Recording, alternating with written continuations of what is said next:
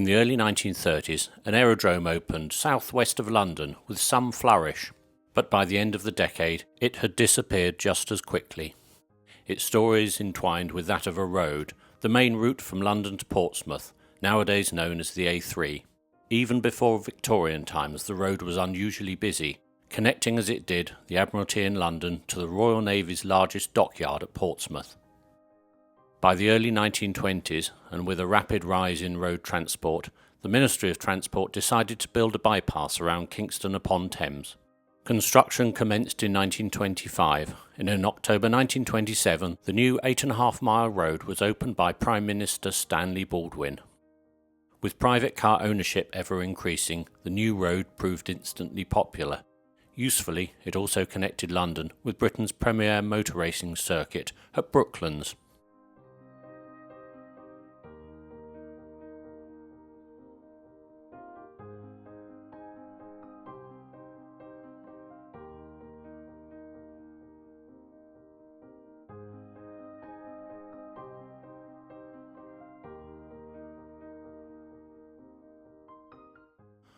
Proper motor cars need petrol, and in 1927 the Ace of Spades Petroleum Company opened a filling station, tea room and garage on the new crossroads just north of Hook. By 1931, and following the fashion of the time, the simple tea room had become a roadhouse, offering all-night dancing and dining amongst many attractions. In 1933 an aerodrome was proposed, to be built on land belonging to Long Ditton Farm, a few hundred yards west of the Ace of Spades. Main protagonist for the aerodrome was Travis Griffin, a former army captain who'd been discharged after doing a stretch for fraud. A first-class bounder or otherwise, Griffin managed to attract the patronage of several well-known figures, including William Forbes Semple, the Master of Semple, and the Honourable Mrs. Victor Bruce. The aerodrome, complete with windsock in the north-east corner, was opened by June 1933, and on the 30th of that month an aviation gala night was held at the Ace of Spades. This conveniently coincided with the opening of a vast new outdoor heated 24-hour swimming pool at the Ace of Spades, and the Master of Sempill, immaculately attired in evening wear, made a short speech from atop the diving board, and then took a plunge to open the pool.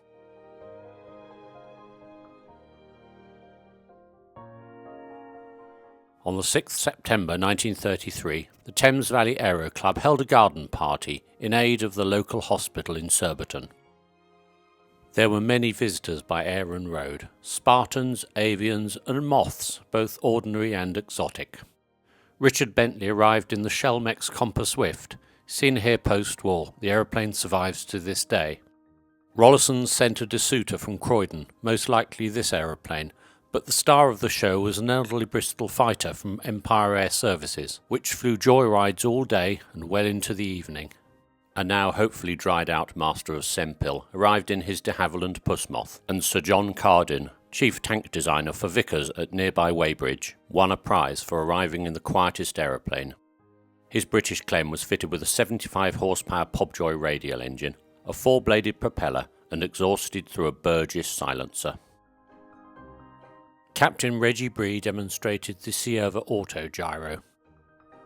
An air race was held, won by a Tiger Moth, with the old Bristol fighter close in second place, and Flight Lieutenant Pugh flew the Mars Satire, including bombing the Bucking Ford. The party continued well into the night. John Trainham, pioneer American parachutist of Danish origin, jumped from a machine overhead. His descent was picked up by searchlights of the Territorial Army as a demonstration of an interception of a 5th columnist. Record-breaking pilot Jim Mollison appeared at the evening party, doubtless tempted by a free drink or two. Surprisingly, for such an action-packed day there had been no crashery, but don't be disappointed because that had happened already.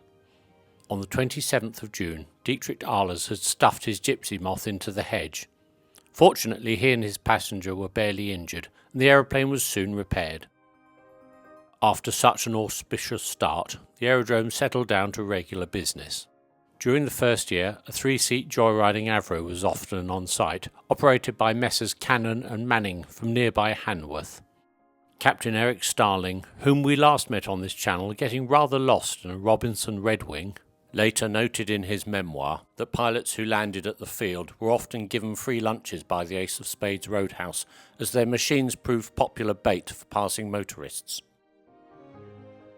In 1934, Reggie Bree got into a spot of bother whilst practising for a flying display. He was accused of low flying over the Kingston Bypass, and after a court case, found guilty and fined £5 plus £5 and 5 shillings costs.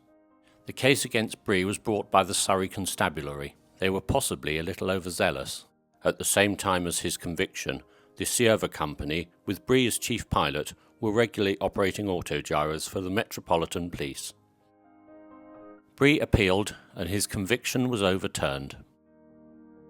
On the 14th of September 1934, Australian parachutist Ben Turner also got into a spot of bother, but with lions, not the law.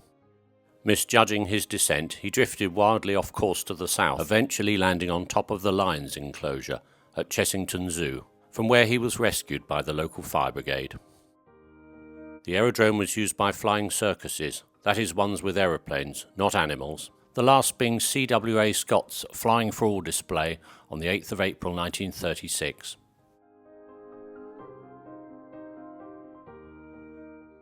But times were changing.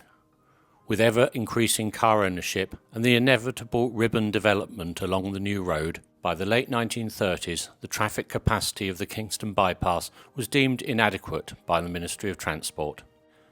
Similar could be said of the aerodrome, with tall trees on the south and west sides and a best run from northeast to southwest of about 400 yards. The field was big enough for the biplanes of the late 1920s, but as a public civil aerodrome it was far too small. Due to its close proximity to the Kingston Bypass and surrounding properties, the local authority were never in favour of the aerodrome, and it closed without a murmur in 1937. Eventually, during the 1960s, the A3 was turned into a dual carriageway and diverted to the southwest. The old aerodrome site is largely under a road junction.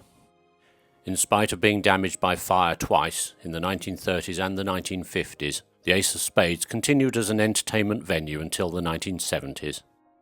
Today the main building is a tool station retail store, and the once heated swimming pool now buried under the car park in front of Topps Tiles. Thank you for watching.